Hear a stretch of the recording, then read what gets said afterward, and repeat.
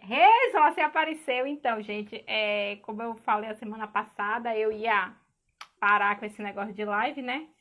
Mas aí tinha algumas temáticas que foram sugeridas e as pessoas ficaram pedindo para que eu voltasse e discutisse mais alguns assuntos com vocês. Então eu vou recomeçar essa rodada de lives um pouco mais solto, assim, não ter esse negócio, toda semana, tal dia, vai aparecendo os convites, e eu vou vendo os assuntos e a gente vai discutindo, tá? Para mim foi um período muito importante, porque eu aprendi muito e também dá meio que tira esse peso, né, das costas dessa coisa da quarentena, de tudo que está acontecendo. Eu vou convidar minha colega que vai discutir esse assunto comigo hoje. Ela já está aqui, né? E apesar da gente não ter contato muito, aconteceu numa formação do TOPA, que a gente foi selecionado pela UESC para fazer formação de professores alfabetizadores. E aí a gente manteve o contato, né? Desde 2000, nem lembro que ano foi, acho que foi 2014, 2015. Já convidei ela, esperando ela entrar aí. Ainda não apareceu, né? Minha imagem. Não, agora sua voz chegou aqui. A minha imagem eu não sei porque ainda não apareceu. Não sei se é não é a câmera, tá por fundo. A minha, eu comecei a live e minha câmera estava virada para o quarto de Flora, né? Aí eu investi. Deixa eu ver. Não. Deixa eu ver.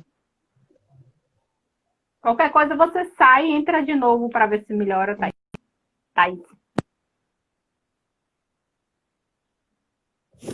Vou convidar ela novamente para ver o que está acontecendo.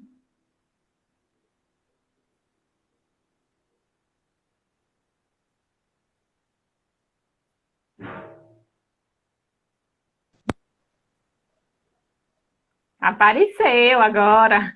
É, eu que não tô me vendo. Então, Cris, muito obrigada. Cris, eu vi Julia escrever Cris aqui. Thaís, muito obrigada por aceitar meu convite. Meu convite a Thaís foi assim: ela entrou numa live, Thaís, faz uma live comigo, que eu sou ousada. Né, Júlia? Você devia fazer uma live comigo, viu? Super arte para a gente discutir juventude. Então, Thaís, eu sempre deixo a pergunta para os meus convidados. Quem é Thaís? Se apresente. Tanta gente me perguntando aí. Quem é Thaís? Porque não é da rede, né, aqui em Canaveiras, então todo mundo pergunta. Certo, meu nome é Thaís, eu sou pedagoga, formada aí pela UESC e especialista em educação de jovens e adultos pela UESC e em educação do campo agora. Eu fiz o mestrado profissional em educação de jovens e adultos na UNEB, o MPEJA, e agora eu estou no doutoramento na UFRJ, no Rio de Janeiro, estudando sobre a condição do trabalho docente nas classes multisseriadas da EJA. Então, ou da Eita! EJA não, do Do campo, né? campo. Aqui no litoral sul da Bahia. Então, hoje já estou estudando, né? O meu objeto de estudo no mestrado foi as representações sociais dos professores e alunos sobre a inserção da educação em direitos humanos no currículo da EJA. E aí, por isso, hoje, né, a gente vai discutir um pouco sobre isso. Então, Thaís, gratidão por aceitar. Você está no Rio ou está em Itabuna? Agora, atualmente, estou em Tabuna, porque eu vim ficar, né, com a família no meio dessa pandemia. estou nesse processo também já de escrita da qualificação, então não demanda que eu esteja lá também mais frequentemente com as disciplinas, né? Então, eu atuo como Uhum. professora, eu falei da minha formação acadêmica, mas eu sou professora da educação básica, atuo também, já atuei nos 2 últimos anos antes de sair de licença, como coordenadora pedagógica, e nos encontramos nas formações, não foi uma formação do TOPA que a gente se conheceu, e desde já eu quero assim agradecer o convite, né? A partilha, e espero que hoje a gente esteja aqui compartilhando esses saberes, esse conhecimento, porque eu acredito nisso, que a gente está aqui para compartilhar, para trocar experiências, e no meio desse contexto atual, né, que a gente convive, está vivendo, né, com essa pandemia, que a gente possa também nos fortalecer, né? Acredito que quando a gente discute questões como essa, a gente se fortalece, né? Ainda mais nessa relação com o outro, com os nossos colegas, nossos pares, e quem tem interesse também, né, de estar discutindo a temática. Verdade. Ô, Thaís, quando a gente pensa em discutir EJA, né? Eu tenho uma sensação de que é algo que as pessoas não pensam, nunca pensam. Quando a gente vai fazer política pública, nunca se prioriza pensar na EJA, né? E eu sinto isso que eu já trabalhei muito em Secretaria de Educação. É sempre algo à parte, né? É meio que esquecido. A gente pensa em educação infantil e no ensino fundamental, né? E essa constatação passou nessa construção dos roteiros da live. Teve gente que falou assim: você não vai falar de EJA, né? Lógico que eu tinha uma ideia, né, de falar sobre Paulo Freire, né? Mas não necessariamente perpassaria por pensar em EJA, né? Mas e aí, Thaís, como é que você observa nesses estudos seus essa história da EJA no Brasil? Bom, eu nesse momento vou me ater, mas se eu fosse falar sobre o percurso histórico, daí já a gente passaria aqui horas, né? Então a gente tem que fazer algum recorte. Então eu priorizei fazer um recorte pensando no direito fundamental à educação, que eu acredito que é um dos temas, né, um dos eixos que a gente pode estar trabalhando, falando sobre esse aspecto histórico da educação de jovens e adultos, e pensando não como algo compensatório ou um suprimento, mas sim da reparação e da equidade, não é? Então, desde o Brasil colônia, né, até a atualidade, a gente vem, como você falou, já vem falando aí anteriormente na minha fala, que a EJA ela não tem o mesmo, digamos assim, a mesma atenção que outras modalidades de ensino. Então, a gente tem que perceber que não só no seu processo histórico, como eu vou pontuar alguns aspectos aqui, algumas datas, alguns aspectos do processo histórico, mas também nas políticas públicas, né? No cenário. Então, a gente vê que essa é uma modalidade de ensino que é marginalizada. Não no sentido, né, de marginal, mas por quê? Porque não tem as mesmas prioridades, a mesma atenção que outras modalidades, né? Quando, em 1759, quando os jesuítas foram expulsos, né, daqui do Brasil, eles que exerciam essa prática educativa, mas de cunho o quê? Missionário. Então, eles queriam o quê? Ensinar a ler e escrever para evangelizar os índios, primeiramente, e depois, posteriormente, com a chegada dos negros, os negros, né? Então, quando eles foram expulsos, né, os jesuítas que faziam esse papel, somente no Império que se voltou a se debater a localizar ações educativas no campo da educação de adultos, não é? Então, a partir da primeira Constituição brasileira, que foi por volta de 1800, em 1824, foi que com grande influência europeia, a garantia do cidadão com gratuidade foi possível aparecer, né, nesse cenário. E com isso, só que, apesar dessa garantia, dessa gratuidade, porém ele não passou de uma ação de uma intenção legal, digamos assim, né? É algo normativo, que estava lá no papel, mas que não foi colocado em prática, não é? Então, quando era sempre priorizado o quê? A educação de crianças, das crianças.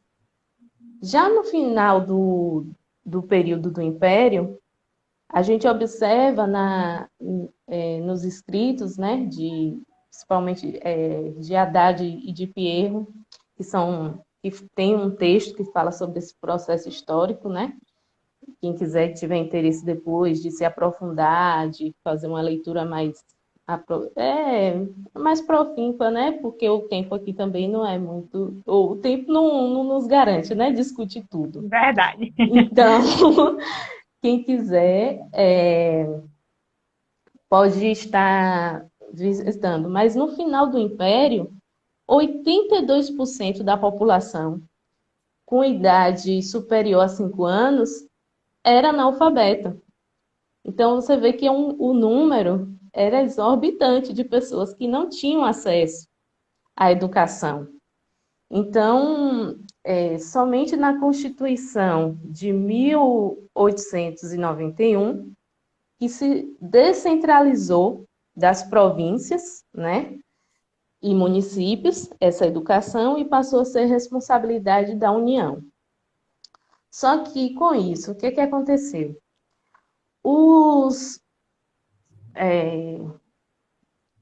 Eles privilegiaram o quê? O ensino secundário e superior. Então, essas pessoas que 1891, se a gente for observar, foi depois da abolição, né? Da escravatura, se a gente for observar historicamente. Só que essas pessoas eram as que ficavam à margem, né? Que a gente fala assim, marginalizadas, porque não tinham acesso. Então, essas pessoas que eram negros, né, os negros, os escravizados, pessoas que não tinham a posse, né, naquele momento, eles não tiveram, eles não tinham acesso à educação. E, com isso, o voto, também nesse período, era para se votar, você tinha que ter a escolaridade, né? Tinha que ser uma pessoa escolarizada.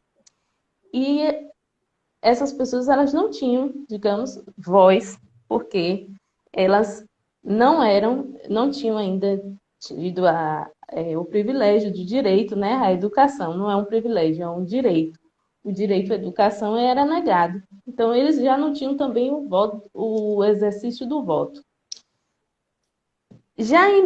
Aí, quando a gente fala de 1891, que ocorreu isso, né? Sempre ocorrendo esse distanciamento entre o que era proclamado para o efetivado. Em 1930, com o desenvolvimento industrial aqui no Brasil, é que se começou a pensar a necessidade de uma educação para os adultos. Por quê? Por causa do domínio tecnológico, da necessidade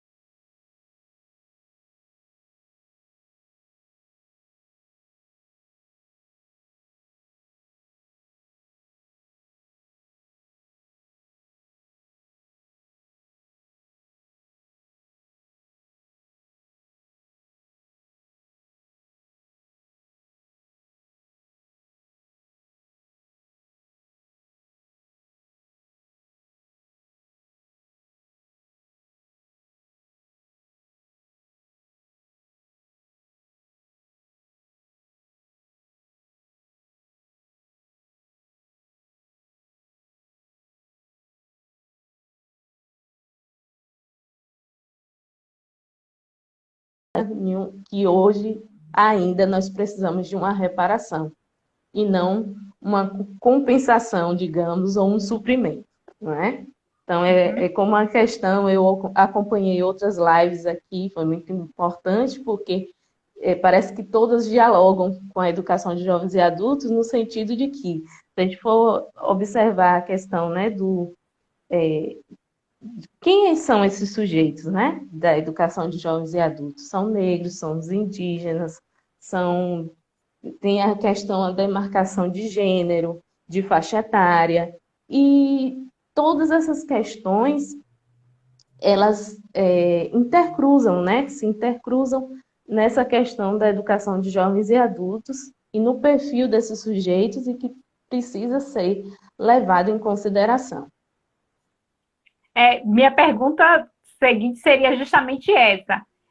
Percebendo esse perfil, né, que é múltiplo, é diverso, são mulheres que têm um histórico marcado pelo machismo, né? Eu fiz até uma pesquisa uma vez, quando eu estava no mestrado, era para uma disciplina, e eu fui para uma escola de EJA pesquisar. Quando eu conversei com essas mulheres, que eu apliquei um questionário, boa parte dessas mulheres, elas saíram da escola ou porque seus pais não deixavam que elas estudassem quando elas chegavam numa... Boa noite, Cessé! Chegavam numa certa fase, de uma certa idade, os pais tiravam, né? Porque ia estar na escola para namorar, né? Então, ou engravidavam muito cedo e não tinham com quem deixar seus filhos, ou os próprios maridos não deixavam que elas estudassem. E Ruby, até que é professora aqui, que trabalha na EJA há muito tempo, vai confirmar o que eu estou falando.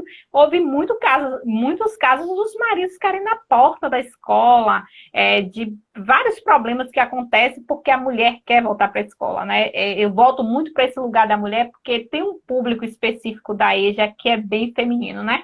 No mais, são negros, né? São pessoas que tiveram até acesso na escola diurna, mas que a gente, de alguma forma, a gente faz essa exclusão e uma outra hora elas vão estar nesse público da EJA. E aí, Thaís, como é que a gente faz o enriquecimento das práticas pedagógicas diante dessa multiplicidade de sujeitos, de saberes e de experiências, né? É importante, eu acredito que é importante a gente pontuar quem são esses sujeitos, né? Como você falou, já introduziu aí na sua pergunta, esse jovem, esse adulto ou idoso, né, que está lá na educação de jovens e adultos, ele teve o seu direito à educação negado em algum momento da sua vida, quer seja na infância ou na adolescência, ou até mesmo chegando à fase adulta. Então, eles buscam o que na escola? Qual é a expectativa desse sujeito quando ele chega à escola? É concluir a sua escolaridade. E aí ele tem um perfil que pode ser mudado a cada ano. Quem é professor aqui da EJA, não sei se concorda comigo, a cada ano pode mudar esse perfil. Tanto de questão de faixa etária, hoje e eu vou pontuar algo que é muito importante nesse momento nesse contexto, a gente pontuar, que é a questão da geracional, né, de gerações, multigeracionais, que é a juvenilização da EJA, né? Como a gente, que é utilizado esse termo para definir. Então, tem a questão de gênero, tem as expectativas, porque nem cada aluno, cada sujeito, ele vai ter uma expectativa em relação à escola. Eu tive já alunos que tinham uma expectativa de ir para a escola para aprender a ler, porque queria ler a Bíblia, né? Na igreja era evangélica, queria aprender a ler a Bíblia. Outro já vai porque precisa se inserir no mercado de trabalho. Outro porque eu gostaria muito de ajudar os meus filhos nas atividades escolares. Outros porque... Então, a expectativa desses sujeitos são múltiplas, são variadas. E a gente precisa entender quem são esses sujeitos nesse sentido também. E os comportamentos. E além da localização, porque tem muitos que estão na zona rural, outros na zona urbana. Então, todas essas questões, elas precisam ser estudadas, né? Quando a gente fala assim, a gente precisa saber quem são esses sujeitos. Então, hoje, eu não posso chegar aqui e dizer, os sujeitos da rede são esses, os seus. Mas, no geral, a gente percebe o quê? Que a maioria, né, que tem chegado, quando eu fui buscar os dados, né, alguns dados estatísticos, né, do censo, do INEP, que fala, então, assim, o que é que acontece? Nós temos os alunos que frequentam aí, já eles têm um perfil de a maioria serem mulheres, né? A maioria ainda é mulher, são mulheres, que, se a gente for observar, tem trajetórias de escolarização dessa negação, mas também se a gente for observar, até hoje ela tem dificuldades para frequentar essa educação de jovens e adultos, assim como os homens também têm. Mas as mulheres, elas, além de estarem inseridas no mercado de trabalho, muitas vezes elas não têm com quem deixar os filhos, porque muitas são mães de família que não tem uma outra, por exemplo, é mãe, mas não tem a presença efetiva do pai. Ou que muitos não têm do pai, eu digo assim, dos esposos ou de outras pessoas que possam deixar seus filhos, né? Não tem Então, rede de apoio, né? Que a gente fala rede de apoio para a exato. maternidade. E então essa situação vai dificultar cada vez mais que ela consiga concluir os seus estudos, né? E não só concluir.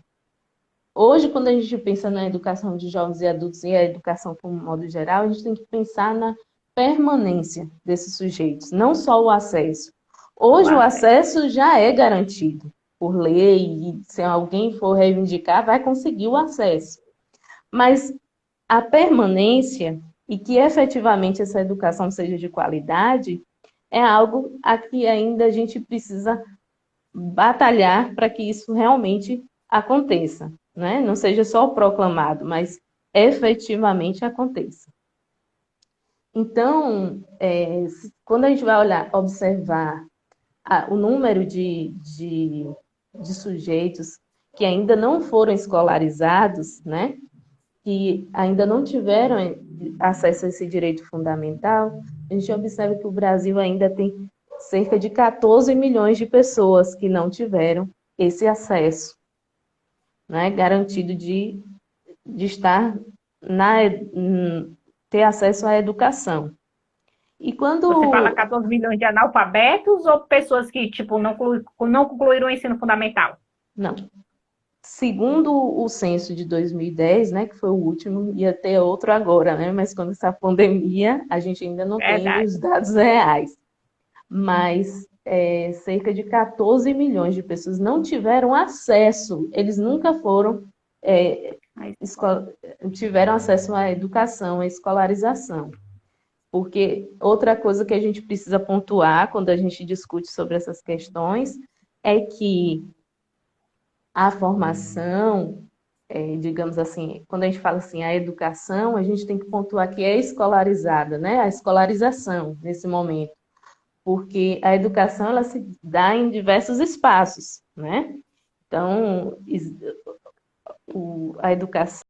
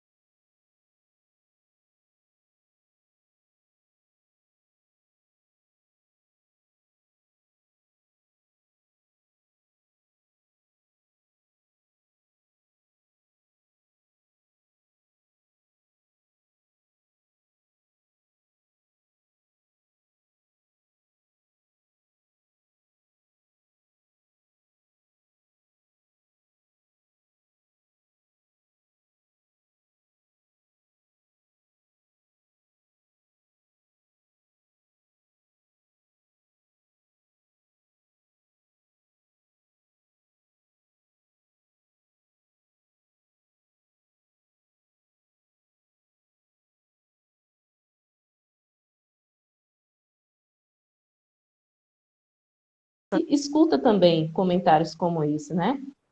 Mas muitas vezes a gente não para ouvir esses sujeitos. A gente não para compreender o porquê ele já está tão frustrado com a escola, a ponto de que ele né, já está banalizando o processo escolar dele. Isso é verdade, porque a gente tem uma. Na verdade, a gente tenta não cair nesse discurso de falar mal dos nossos colegas, mas às vezes a gente precisa educar a nossa fala, né? E a nossa fala, às vezes, é muito cruel com esses adultos, com essas crianças, né? E você faz um recorte muito interessante, Thaisa, quando você fala quem são esses jovens, né? Os jovens, que está entre 15 até 18 anos. E aí a gente tem que conectar a EJA com as nossas práticas do ensino fundamental. Se a gente não está dando conta de alfabetizar, se a gente não está dando conta de manter o fluxo cá, a gente depois faz as transferências compulsórias, né? Ou senão, os chamadinhos, né? De desconectar o aluno dali, ele não está mais combinando. Os meninos todos pequenos, e aí a gente precisa colocar esse aluno no noturno, né? Para meio que dar uma. Eu falo que é um processo de higienismo, né? Que a gente dá uma limpada, né? Então a gente tem que pensar na EJA com esse cuidado, com esse carinho. E a gente vai ver outras coisas, Thaís, que eu acho muito interessante pensar, como existe um processo de não se querer abrir turma de EJA. Abrir uma escola para uma turma só? Não, manda para outro lugar, manda para outra escola, mas eu vou abrir uma turma só. Ou seja, não entende a importância, né, da escola perto do aluno, dele se sentir confortável naquele ambiente, né, para ele não ir para tão longe, já que ele já tem uma rotina de trabalho, né? Então, são outras questões que aí entra a questão de a gente ver as políticas que são pensadas para a EJA, para além desse universo de pensar as práticas escolares, né? Eu realmente acho, inclusive, obrigada pela aula, porque eu realmente preciso aprender muito sobre EJA. Muito, muito, muito mesmo. E aí, Thaisa, qual a importância da construção de um currículo para a EJA que propicie a emancipação dos sujeitos, né? Que a gente não pode perder isso de vista, e como construir esse currículo? Bem, o currículo, existem várias correntes teóricas, né? Ou concepções teóricas sobre o currículo, né? Só que quando a gente pensa em uma educação que a gente pensa, né, nessa concepção de um currículo para a educação de jovens e adultos, desses sujeitos que sofreram injustiças sociais, né, em todo o seu processo histórico, não só quando se nega o direito fundamental à educação, a gente nega outros direitos também a esses sujeitos, né? Porque numa sociedade grafocêntrica, como a gente pode chamar assim, quando você nega o direito à educação, você nega outros direitos também a esses sujeitos. Podemos pensar eu particularmente, né, através dos estudos que eu empreendi e tal, durante tanto o processo da especialização quanto do mestrado e até hoje as leituras que realizo, eu não consigo ver um currículo que não seja crítico, né, que não seja na concepção ou na corrente teórica crítica para esses sujeitos. Por quê? Esses preceitos teóricos, eles vão nos ajudar a fundamentar esse currículo, não só numa perspectiva de emancipação desses sujeitos, né? Ou uma perspectiva freiriana, digamos, mas sim de pensar que esses direitos eles devem ser garantidos, eles devem ser pautas na sala de aula, né? Nós temos que discutir essas questões em sala de aula. Então, um currículo ele tem que ser problematizador, libertador, humanizador e transformador, justamente por essa negação de direitos que esses sujeitos sofreram durante digamos, da sua trajetória, não só enquanto sujeito que necessita dessa escolarização, do seu direito fundamental à educação negado, mas como esse direito sendo violado, negado, afetou a conquista de outros direitos, não é? Então, essa é a expectativa também do sujeito quando ele vai. Ele precisa dessa esperança, ele precisa dessa resistência, que você intitulou muito bem, na educação de jovens e adultos. É isso que ele busca, né? Todos que estão ali, na verdade, estão buscando essa esperança, né? De que possa, através da educação, promover direitos sociais, né? Na sua vida, o direito à moradia, o direito a um trabalho digno, a acesso a outros bens, né? Que às vezes até um saneamento básico. Eles querer saber reivindicar isso, como eu vi nas entrevistas que eu realizei durante a pesquisa do mestrado, quantos não pontuaram? Professor, eu gostaria de aprender a ler e escrever, porque eu preciso reivindicar os meus direitos para mim, para os meus vizinhos também que não sabem ler e escrever, porque a partir do momento ele acredita que a escola vai poder garantir que ele saiba se expressar, que ele saiba reivindicar os seus direitos, né? Com maior autonomia. Não necessite sempre de que alguém faça essa intermediação. Ou até mesmo procurar quem faça essa intermediação, não é? Então, não, e eu falo às vezes que é o princípio básico, Thaís, que é compreender que ele tem direitos.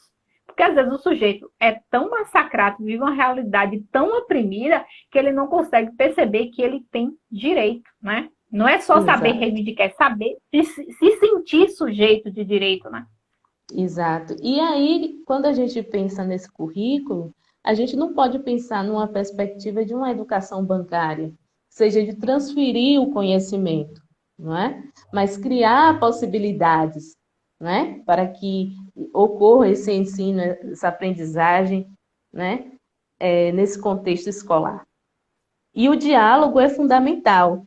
Por isso que a gente fala das categorias que a gente tem que compreender de Paulo Freire, justamente nessa questão, na perspectiva dialógica, não é? Não partindo de cima, digamos assim, para baixo, mas de baixo, né, dos sujeitos, para que se promova uma proposta curricular, né? Seja formulado o projeto político-pedagógico das escolas. Tem muitas escolas que têm a educação de jovens e adultos sequer citam nos projetos político-pedagógicos, quando você vai procurar, quando você vai buscar, ou quando cita, é um parágrafo. Então, essa modalidade de ensino, ela precisa começar a ter o seu lugar. Ela precisa ouvir esses sujeitos, elas precisam colocar em evidência, não é? O que quem são esses sujeitos, né? E a importância e a relevância deles no contexto escolar, não é? Muitos desses sujeitos que estudam à noite na EJA têm seus filhos estudando no turno diurno nas escolas. Então, por que não dialogar com esses sujeitos? Por que não dar visibilidade, ainda que não tivessem outros familiares? Mas como é que eu vou pensar em uma escola e que existe turmas da EJA, mas que ele não faz parte do contexto da escola? Ele não faz parte das proposições da escola. Não se pensa, vai pensar um projeto, pensa assim só